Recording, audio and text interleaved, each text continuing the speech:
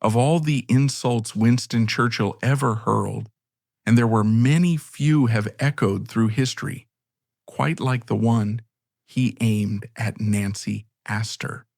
The story goes that she, exasperated, told him, "Winston, if I were your wife, I would poison your coffee." Without missing a beat, he supposedly retorted, "Nancy, if I were your husband, I would drink it." It's a brilliant exchange, sharp and witty, perfectly capturing the public image of two political titans clashing. But like so many stories about Nancy Astor, it's probably not true.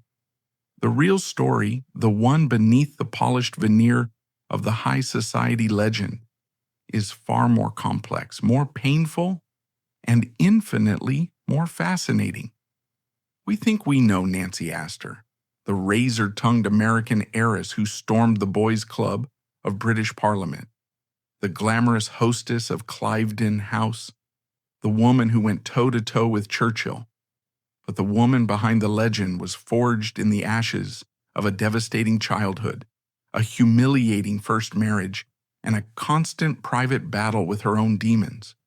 She was a paradox, a champion for the poor who lived in unimaginable luxury, a devout Christian Scientist who could be viciously cruel, a feminist icon who often seemed to hold other women in contempt. To understand this incredible, infuriating, and truly groundbreaking woman, we have to look past the witty comebacks and the society pages. We have to find the real Nancy. To understand Nancy, you first have to understand the world that made her. She was born Nancy Langhorne in Danville, Virginia, in 1879. This was the post-Civil War American South, a world of what they called genteel poverty. Her father, Chiswell Chilly Langhorne, had been a Confederate officer. The war had shattered his family's wealth, and he was left scrambling to rebuild their fortunes. He was a hard-drinking, charismatic, and ferociously ambitious man who clawed his way from near poverty to becoming a railroad millionaire. He built a dynasty, but it was a dynasty built on a shaky foundation of pride, desperation, and a volatile temper. The Langhorne household was chaotic, to say the least. There were 11 children, and survival meant developing a thick skin and a sharp tongue. Nancy was one of 5 beautiful sisters, the famous Langhorne sisters, who would become legendary for their beauty and wit. Their mother, Nannerre, was a quiet, long-suffering woman who tried to impose a sense of order and piety on her wild children, often with little success. It was a home filled with high drama, roaring arguments, and intense competitive love. Nancy learned early on how to perform, how to charm, and how to fight. She and her sister Irene, considered the great beauty of the family, were particularly close, but also rivals.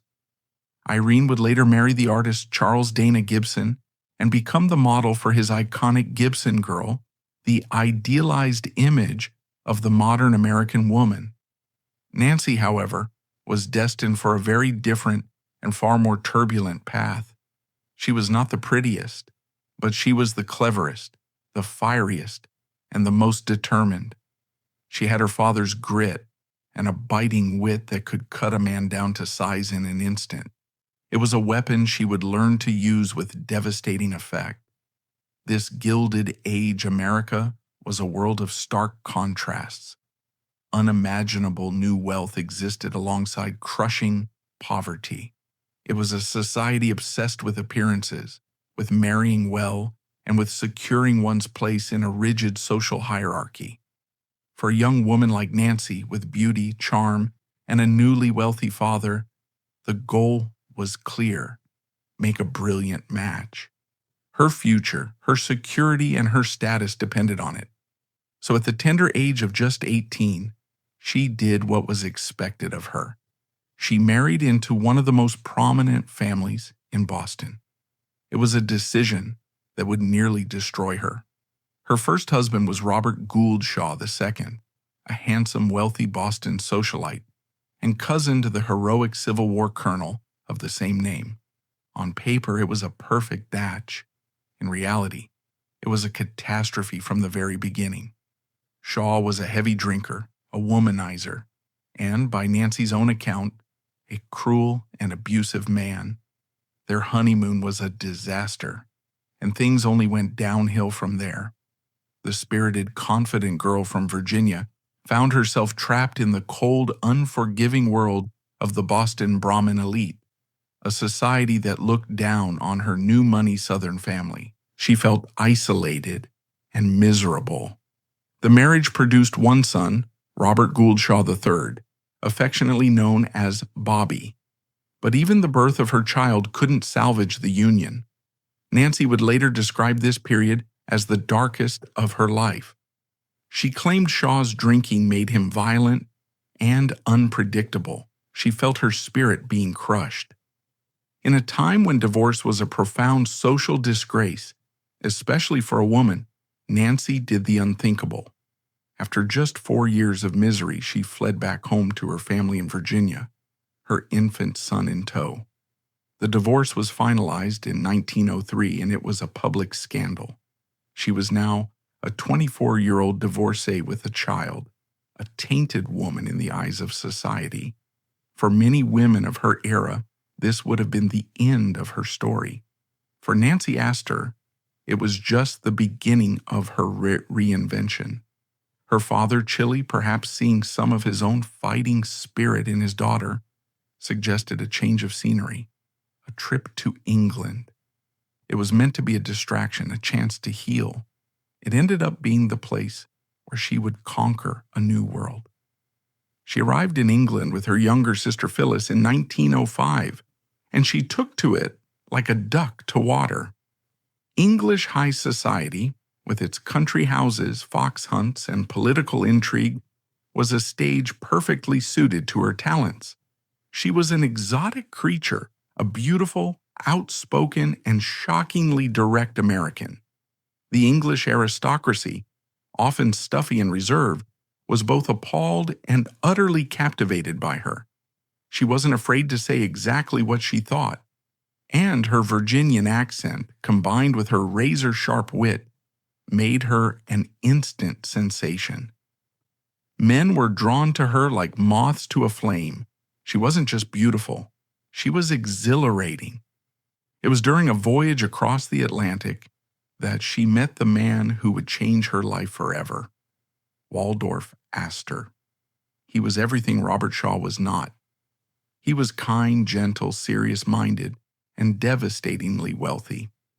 His American-born father, William Waldorf Astor, was one of the richest men in the world who had moved to England and become a British subject, acquiring a peerage and a vast country estate called Cliveden. Waldorf was the heir to this immense fortune. He was thoughtful, politically ambitious, and deeply moral. He was also, like Nancy, a Christian Scientist. This shared faith became a powerful bond between them.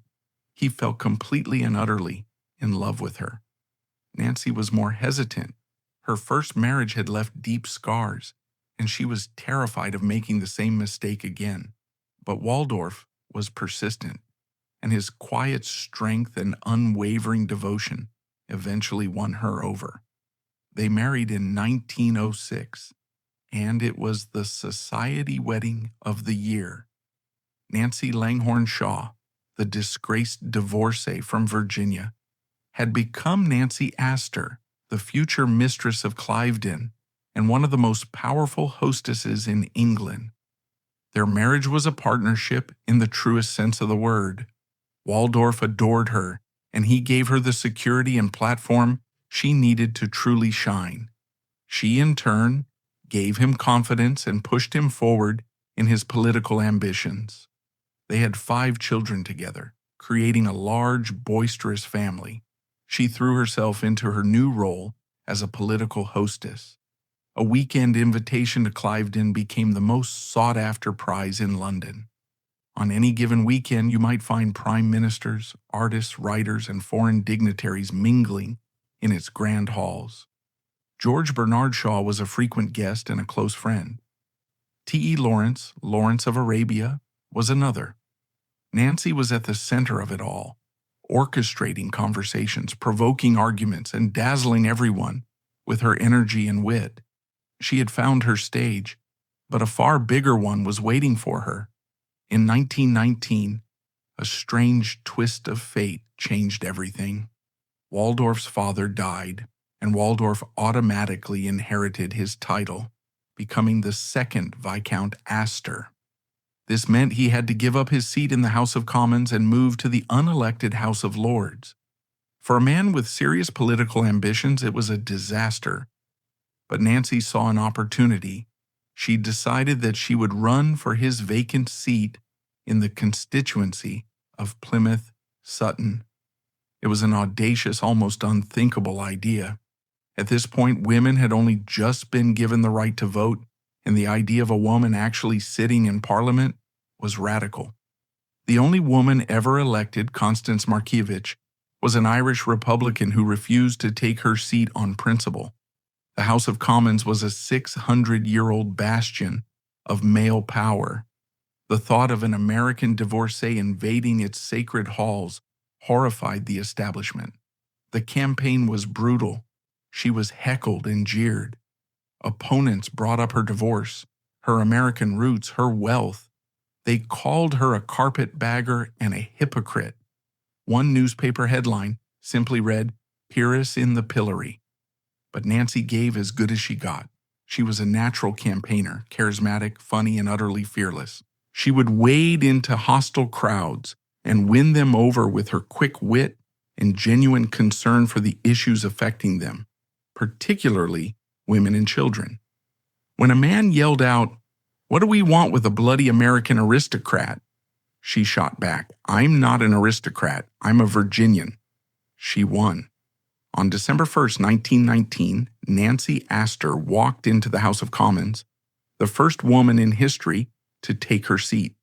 She later described the experience as being like a woman entering a men's bathroom. She was completely alone, surrounded by hundreds of men in dark suits who stared at her with a mixture of curiosity and outright hostility. Some refused to even speak to her, but she refused to be intimidated. She had fought too hard to get there. Lady Astor, Member of Parliament, had arrived. To say her early years in Parliament were difficult would be a massive understatement. She was a novelty, an object of intense scrutiny.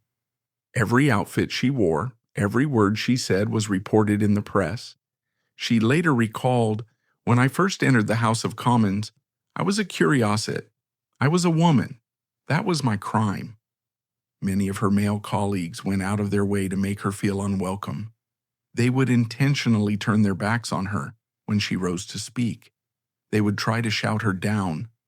Winston Churchill, in particular, seemed to take a special dislike to her, and their verbal sparring sessions became legendary. He famously told her that having a woman in Parliament was like having one intrude on him in the bathroom, to which she reportedly replied, "You're not handsome enough to have such fears." But beneath the witty retorts was a deep well of loneliness and frustration. She wrote to a friend about the suffocating atmosphere. "I am a lone woman in a sea of men. They look at me as if I am a strange species, and perhaps I am." One of the most telling and rarely discussed incidents from this time reveals the immense personal toll it took. One evening, after a particularly grueling day of being ignored and belittled in the chamber, she returned to her office. A young secretary found her there, not angry or defiant, but sitting alone in the dark, silently weeping. It was a rare crack in the armor, a glimpse of the vulnerability she worked so hard to conceal. She felt the weight of history on her shoulders. She knew that if she failed, it would be seen not just as her failure, but as a failure for all women. This pressure manifested in a fierce, sometimes overbearing public persona. She championed causes related to women and children, fighting for stricter liquor laws. She was a staunch teetotaler, raising the school-leaving age and advocating for female police officers. She was a passionate and effective advocate for her constituents in Plymouth. but her style could be abrasive. She wasn't a consensus builder, she was a fighter. Her personal life was also filled with turmoil. Her relationship with her children was complex and often fraught with tension. Her eldest son, Bobby Shaw, from her first marriage, was a source of constant worry. He was a troubled young man, struggling with alcoholism and his own identity in the shadow of his famous mother and powerful stepfather. Their relationship was a cycle of love, anger, and disappointment. He was eventually imprisoned for homosexual offenses, which were illegal at the time, a source of deep shame and pain for Nancy. She loved her children fiercely, but her domineering personality often clashed with their own needs for independence.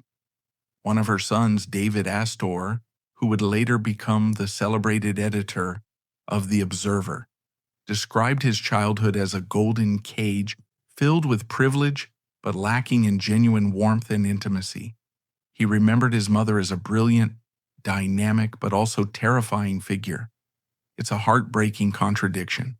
The woman who fought so passionately for the welfare of other people's children often struggled to connect with her own.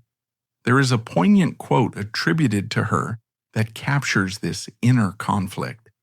Speaking to a friend late in life, she allegedly confessed, "I married for love and I married for money. My first marriage was for love and it was a disaster. My second was for money and it was a success, but the real truth is, I've spent my whole life looking for a father, and I never found one." Whether she truly said this or not, it speaks to a deep-seated insecurity, a yearning for the unconditional love and stability she never felt she had, not from her own volatile father, and not from the world. It humanizes the formidable Lady Astor and reveals the frightened, lonely girl from Virginia who was always there, just beneath the surface. No story about Nancy Astor would be complete without addressing the controversies that swirled around her, particularly the accusations of anti-Semitism and her association with the so-called Cliveden set. These are dark stains on her legacy, and they reveal the most troubling aspects of her character and her time. In the 1930s, as Hitler rose to power in Germany, Cliveden became a center for supporters of the policy of appeasement.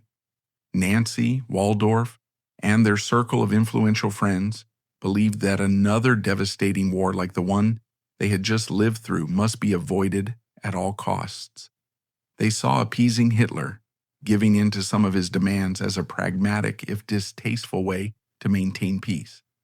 A left-wing journalist named Claude Cockburn coined the term the Cliveden set to describe this group, painting them as a sinister cabal of pro-Nazi aristocrats secretly pulling the strings of British foreign policy. The label stuck, and Nancy Astor became for many the face of appeasement. The truth, as always, is more complicated. Nancy was undeniably naive about the true nature of the Nazi regime. She made public statements that downplayed the threat and seemed to express a grudging admiration for Hitler's ability to restore order in Germany. She was, like many of her class, virulently anti-communist, and she saw Hitler as a bulwark against the Soviet Union. The more serious charge is that of anti-Semitism. It is an accusation that has followed her for decades, and there is, unfortunately, significant evidence to support it.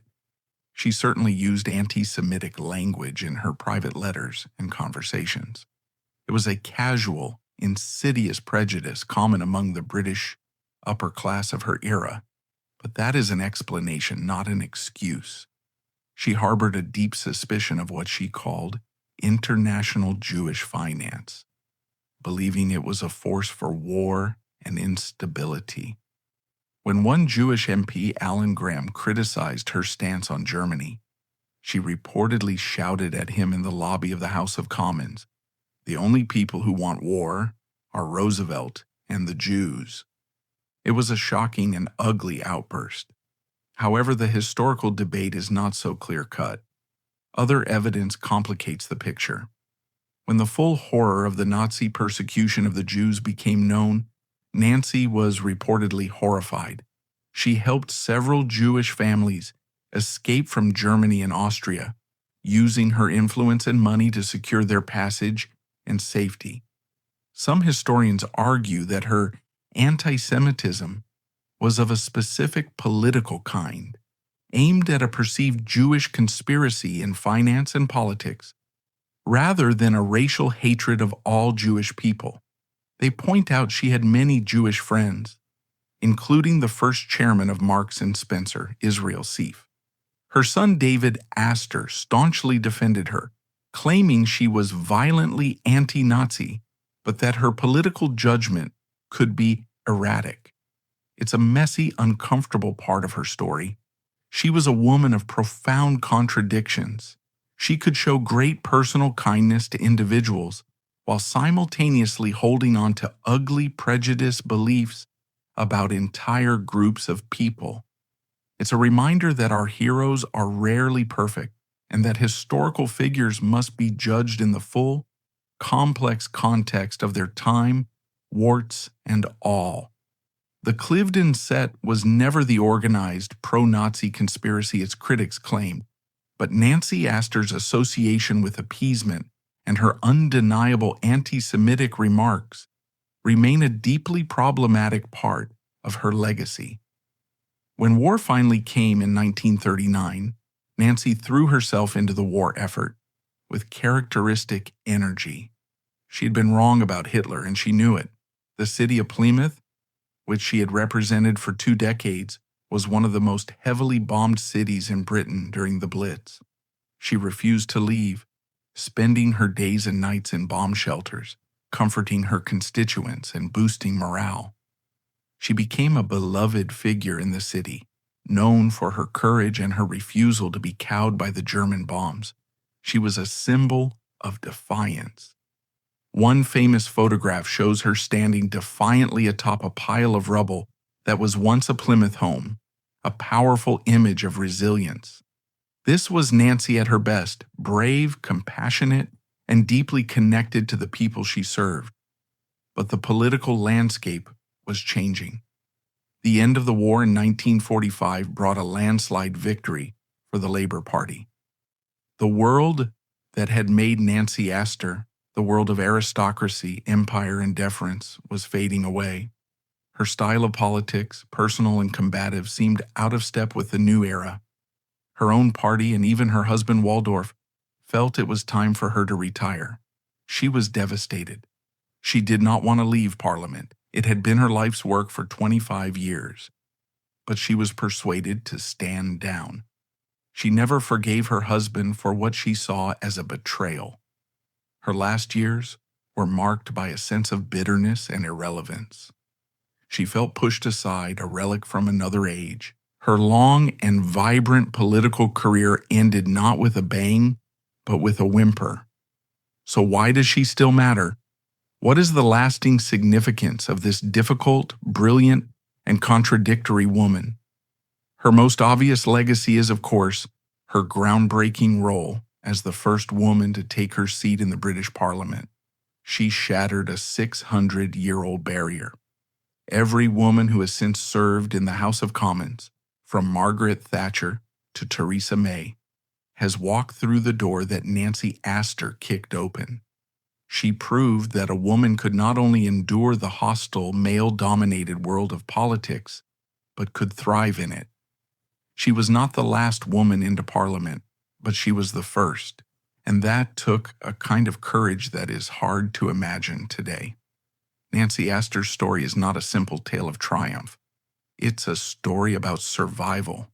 She survived a childhood of chaos, a disastrous first marriage, and the scorn of an entire establishment.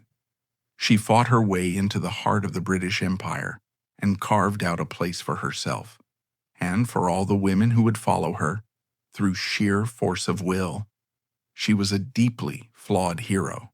Her tongue could be cruel, her judgments harsh, and her prejudices ugly. But she was also courageous, passionate, and fiercely dedicated to the people she represented. She spent her final years in quiet retirement, often lonely, her political power gone. The world she had once dominated had moved on. She died in 1964 at the age of 84. Perhaps the most fitting epitaph comes from her son David. Reflecting on his mother's complicated life, he said simply, "She was a force of nature." And she was. Like a storm, she could be destructive and terrifying, but she could also be exhilarating, powerful, and clear the way for new things to grow. The insult-trading Duchess who took on Churchill was a caricature. The real Nancy Astor was far more interesting. A wounded fighter, a lonely trailblazer, a magnificent, maddening, and utterly unforgettable woman who changed history, not by being perfect, but by being unstoppable.